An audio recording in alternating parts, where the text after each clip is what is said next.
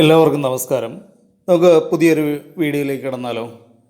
അതായത് 8ാം ക്ലാസ്സിൽ നിന്നായിക്കോട്ടെ. ഇന്ന് ഐഡൻറ്റിറ്റീസ് അഥവാ സർവസമവാക്യങ്ങൾ എന്ന പാഠഭാഗത്തിലെ ആദ്യത്തെ വീഡിയോ ആണ് ചെയ്യാൻ പോകുന്നത്. എല്ലാവർക്കും ഈ വീഡിയോയിലേക്ക് സ്വാഗതം. അപ്പോൾ ഇവിടെ ഒരു ചതുരമാണ് നിങ്ങൾ കാണുന്നത്. ഈ ചതുരത്തിൻ്റെ ഏരിയ അല്ലെങ്കിൽ പരപ്പളവ് എങ്ങനെയാണെന്ന് നിങ്ങൾക്കറിയാം. നീളം ഗുണം വീതിയാണ്. അപ്പോൾ ഇതിൻ്റെ നീളം ഞാനൊരു എക്സ് ആയിട്ടും വീതി ഒരു യു ആയിട്ടും എടുക്കുകയാണെങ്കിൽ ഇതിൻ്റെ ഏരിയ എന്ന് പറയുന്നത് എക്സ് ഇൻറ്റു യു ആണ്. X into U.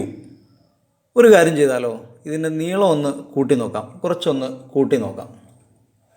അപ്പോൾ നമുക്ക് പുതിയൊരു ചതുരം കിട്ടി അല്ലേ? ഇപ്പോൾ ഇവിടെ വേറൊരു ചെറിയ ചതുരം കൂടി വന്നു. ആ ചതുരത്തിൻ്റെ അല്ലെങ്കിൽ ആ കൂട്ടിയ നീളം എന്ന് പറയുന്നത് y ആണ് എങ്കിൽ അപ്പോൾ ആ പുതുതായിട്ട് വന്ന ആ ചെറിയ ചതുരത്തിൻ്റെ ഏരിയ എന്ന് പറയുന്നത് y ഇൻറ്റു യു ആണ്. അങ്ങനെയാണെങ്കിൽ ഈ വലിയ ചതുരത്തിൻ്റെ ഈ മൊത്തം ചതുരത്തിൻ്റെ ഏരിയ അല്ലെങ്കിൽ പരപ്പളവ് എന്ന് പറയുന്നത് എന്തായിരിക്കും? മൊത്തം നീളം x plus y into u ആയിരിക്കും. X plus y into u. അതെന്താണ്? X u plus y u ആണ്. എക്സ് യുവും വൈ യുവും കൂടെ കൂട്ടുന്നതാണ്. ഓക്കെ, ഇനി ഞാൻ അടുത്തതായിട്ട് നീളത്തിന് പകരം വീതിയാണ് കൂട്ടുന്നത്. വീതി കൂട്ടി മറ്റൊരു ചതുരം അവിടെ ചേർത്ത് വെച്ചു. ഈ കൂട്ടിയ വീതി വി ആണ്. അപ്പോൾ ഈ പുതിയ ചെറിയ ചതുരത്തിൻ്റെ ഏരിയ എന്ന് പറയുന്നത് എക്സ് ഇൻറ്റു വി ആണ്. അതിൻ്റെ നീളം എക്സ് തന്നെ, വീതി വി ആണ്. X into v. അങ്ങനെയാണെങ്കിൽ ഈ മൊത്തം ചതുരത്തിൻ്റെ ഈ ആകെയുള്ള ഈ ചതുരത്തിൻ്റെ ഏരിയ എന്ന് പറയുന്നത് എന്താണ്? X into u plus v ആണ്. X into u plus v എന്ന് പറയുന്നത് x u plus x v ആണ്. X u plus x into u, x u plus x into v, x v ആണ് അല്ലേ?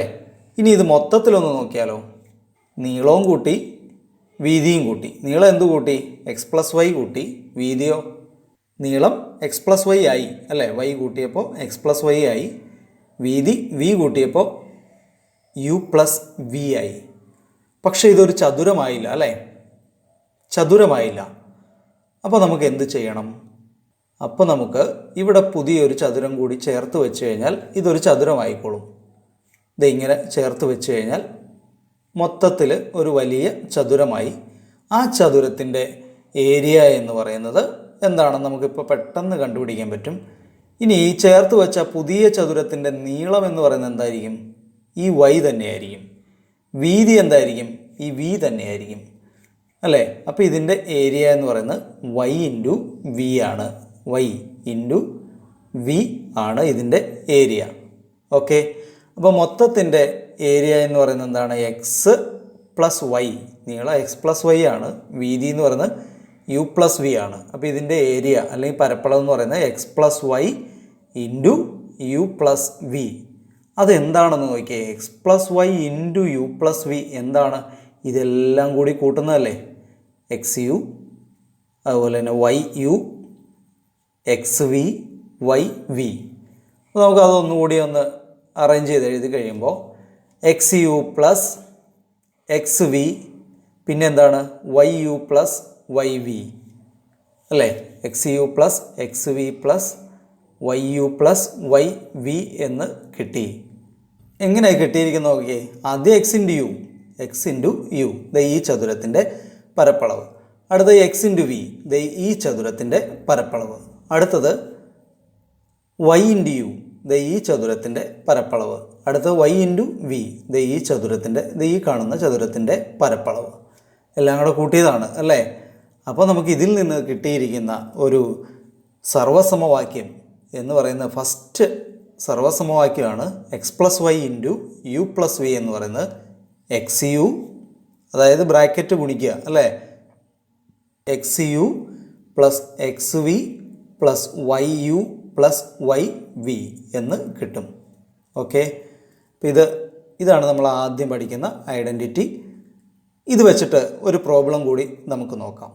ടെക്സ്റ്റ് ബുക്കിലെ 68ാമത്തെ പേജിലെ 1ാമത്തെ ചോദ്യമാണ് ഈ കാണുന്നത്. ഇതുപോലെ സംഖ്യകൾ എഴുതുക. 1 2 3 4 5. താഴേക്കും 5 വരികൾ എഴുതുക.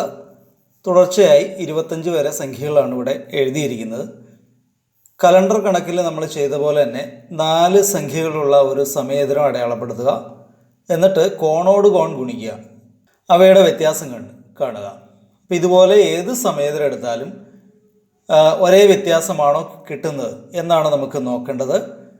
ഇത് എന്തുകൊണ്ടാണെന്ന് ബീജഗണിതം ഉപയോഗിച്ചും ഒന്ന് വിശദീകരിക്കണം. ഇനി അതിൻ്റെ അടുത്ത പാർട്ട് ഇതാണ്.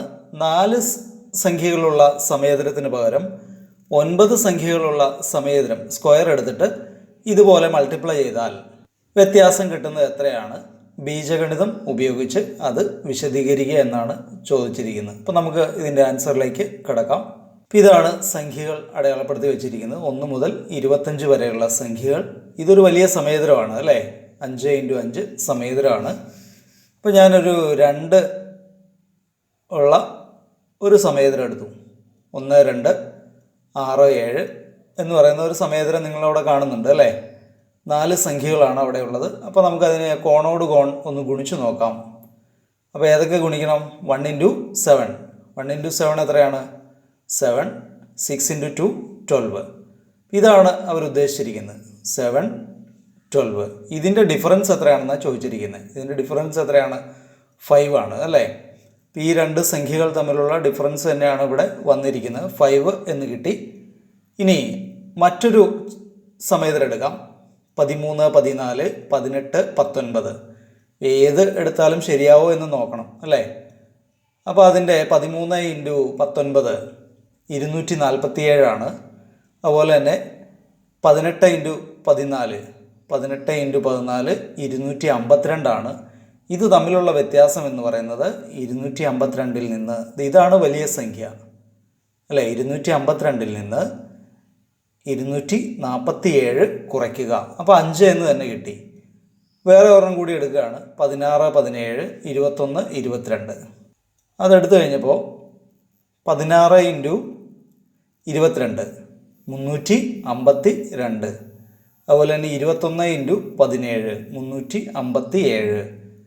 അപ്പോൾ ഇതിൻ്റെ വ്യത്യാസം എന്ന് പറയുന്നത് 5 എന്ന് തന്നെ കിട്ടി. അപ്പോൾ ഏത് 2/2 സ്ക്വയർ എടുത്താലും ഈ കോണോട് കോൺ ഗുണിച്ചു കഴിഞ്ഞാൽ കിട്ടുന്ന സംഖ്യകളുടെ വ്യത്യാസം എന്ന് പറയുന്നത് 5 എന്ന് കിട്ടി അല്ലേ. അങ്ങനെയാണെങ്കിൽ നമുക്കിതിൻ്റെ ബീജഗണിതത്തിലേക്ക് ഒന്ന് പോകാം. ഇപ്പോൾ ബീജഗണിതം ചെയ്യാൻ വേണ്ടിയിട്ട് നമ്മൾ ആദ്യ സംഖ്യയെ എക്സ് എന്നെടുത്തു അല്ലേ. എക്സ് ഉപയോഗിച്ചാണ് ചെയ്യുന്നതെങ്കിൽ ആദ്യ സംഖ്യയെ എക്സ് എന്നെടുത്തു. തൊട്ടടുത്ത സംഖ്യ എന്ന് പറയുന്നത് 1 കൂടുകയാണ്. അപ്പോൾ x + 1. തൊട്ട് താഴെയുള്ള സംഖ്യ എന്ന് പറയുന്നത് 5 കൂടുകയാണ്. അപ്പോൾ x + 5. അതിൻ്റെ അടുത്ത സംഖ്യ പിന്നെ 1 കൂടി x + 6. അപ്പോൾ നമുക്കിനി ഇവിടെ എന്താണ് ചെയ്യേണ്ടത്? x × x + 6 ഒന്ന് ചെയ്ത് നോക്കാം. x × x + 6. x × x + 6 എന്ന് പറയുന്നത് x × x x² + 6x എന്ന് കിട്ടിക്കഴിഞ്ഞു. ഇനി അടുത്ത ഡയഗണൽ ഒന്ന് നോക്കാം. ഏതൊക്കെയാണ്? x + 5 × x + 1 അല്ലേ. x + 5 × x + 1 ഒന്ന് ചെയ്ത് നോക്കാം. അപ്പോൾ x + 5 × x + 1 എന്ന് പറയുന്നത് x × x x², x × 1 x, 5 × x 5x, 5 × 1 5 എന്ന് കിട്ടി അല്ലേ. ഇനി ഈ ഗുണനവും ഇത് തമ്മിലുള്ള വ്യത്യാസം കാണണം. നമ്മൾ ആദ്യം തന്നെ പറഞ്ഞതിൽ നിന്ന് ഇതാണ് വലിയ സംഖ്യ എന്ന് പറഞ്ഞു കഴിഞ്ഞു. ഈ ഗുണനമാണ് വലുത്. അപ്പോൾ നമുക്കൊന്ന് കുറച്ച് നോക്കാം. ഇത് x² + 6x + 5 എന്ന് നമുക്കൊന്നുകൂടി എഴുതാം. അത് തമ്മിലൊന്ന് കുറച്ച് നോക്കി കഴിയുമ്പോൾ x² + 6x + 5-ൽ നിന്ന് x² + 6x കുറയ്ക്കുന്നു. നോക്കുക, x² + 6x + 5 - x² - 6x എന്നാവും ഈ ബ്രാക്കറ്റ് കളയുമ്പോൾ. അപ്പോൾ x²-ഉം x²-ഉം ക്യാൻസലായിപ്പോയി. 6x-ഉം 6x-ഉം 6x നിന്ന് 6x കുറച്ച് കഴിഞ്ഞാൽ 0 ആണ്. ബാക്കി വരുന്നത് 5 ആണ്. ഇതിൽ നമുക്ക് 9 സംഖ്യകളുള്ള സമയതരമാണ് പരിഗണിക്കേണ്ടത്. അപ്പോൾ നമുക്ക് ആദ്യം ഒരെണ്ണം ഒന്ന് നോക്കാം. 1, 2, 3. ഇവിടെ 6, 7, 8, 11, 12, 13. അപ്പോൾ കോണോട് കോൺ ഗുണിക്കുക എന്ന് പറയുന്നത് 1ഉം 13ഉം ഗുണിക്കുക, 11ഉം 3ഉം ഗുണിക്കുക. 1 × 13 13 ആണ്. 11 × 3 33 ആണ്. ഇത് തമ്മിലുള്ള വ്യത്യാസം എന്ന് പറയുന്നത് 33-ൽ നിന്ന്, ഇതാണ് വലിയ സംഖ്യ നമുക്കറിയാം അല്ലേ. 33-ൽ നിന്ന് 13 കുറച്ചു 20 എന്ന് കിട്ടി. അടുത്തൊന്ന് നോക്കാം. ഇപ്പോൾ 12, 13, 14, 17, 18, 19, 22, 23, 24. ഇപ്പോൾ ഇവിടെ നമുക്ക് 12 × 24 288 അടുത്ത 22 × 14 308. അപ്പോൾ ഇത് തമ്മിലുള്ള വ്യത്യാസം എന്ന് പറയുന്നത് 20 തന്നെ കിട്ടി. അപ്പോൾ നമ്മൾ 2 സമേതരങ്ങൾ എടുത്തു കഴിഞ്ഞപ്പോഴും നമുക്ക് 20 തന്നെയാണ് കിട്ടിയത്. ഇനി ഇതിൻ്റെ ബീജഗണിതം നമുക്കൊന്ന് നോക്കാം. അപ്പോൾ അതിനുവേണ്ടി അപ്പോൾ ഇത് എക്സ് ആയിട്ട് എടുക്കുക. ആദ്യത്തെ സംഖ്യയെ എക്സ് ആയിട്ട് എടുക്കുകയാണെങ്കിൽ അടുത്ത് വരുന്നത് x+1 ആയിരിക്കും. അതിൻ്റെ അടുത്ത് x+2 ആയിരിക്കും. നേരെ താഴെ വരുന്നത് x+5 ആയിരിക്കും. അടുത്തത് x+6, x+7. ഇനി അതിൻ്റെ താഴെ വരുന്നെങ്കിലോ ഒരു 5 കൂടെ കൂട്ടുക. അപ്പോൾ x+10, x+11, x+12. ഇനി ഇതിൻ്റെ കോണോട് കോൺ ഗുണിക്കുക എന്ന് പറഞ്ഞാൽ ഏതൊക്കെയാണ് ഗുണിക്കേണ്ടത്? എക്സും x+12 അല്ലേ? എന്ന് പറഞ്ഞാൽ x × x+12 എന്ന് പറയുന്നത് x² + 12x. x × x x² + 12x എന്ന് കിട്ടി. ഇനി അടുത്ത 2 x+10ഉം x+2 ഇതല്ലേ കിടക്കുന്നത്. ഇത് രണ്ടും കൂടി ഒന്ന് ഗുണിച്ച് നോക്കാം. x+10 × x+2 അത് ഗുണിക്കുമ്പോൾ x² + 2x + 10x + 20 എന്ന് കിട്ടും. ശരിയല്ലേ? അപ്പോൾ ഒന്നുകൂടി ഒന്ന് അറേഞ്ച് ചെയ്ത് കഴിയുമ്പോൾ x² ഇത് രണ്ടും കൂടി 12x + 20 എന്ന് കിട്ടി. ഇനി ഇതിൻ്റെ വ്യത്യാസം എന്താണ്? x² + 12x + 20 minus x² + 12x. ഒന്ന് ചെയ്ത് കഴിയുമ്പോൾ x² + 12x + 20 minus x² minus 12x. ഉത്തരം എന്ത് കിട്ടും? 20 എന്ന് കിട്ടിക്കഴിഞ്ഞു. ഓക്കെ.